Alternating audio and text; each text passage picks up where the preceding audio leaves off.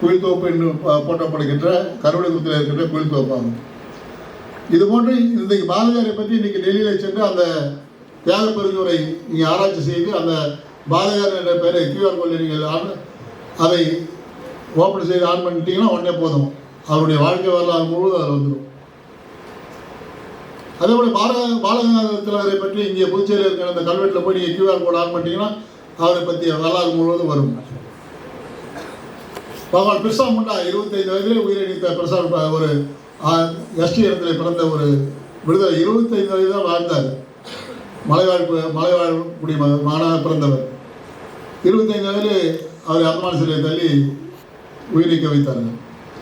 அவரை பற்றி நமக்கு தெரிஞ்சோம்னா இங்கே இருக்கிற ஒரு 1040 இந்தியா முழுவதும் இருக்கின்ற 1040 விடுதலை போராட்ட வீரர்களுடைய பெயர்களை தாங்கிய தியாக பெருஞ்சோர் தான் இன்றைக்கு தம்பி விமல் கூறியதை இன்றைக்கு உருவாக்கி இந்தியா முழுவதும் 100 இடங்களிலே அந்த பரிணாமத்தை செய்து கொண்டு இருக்கின்றோம்.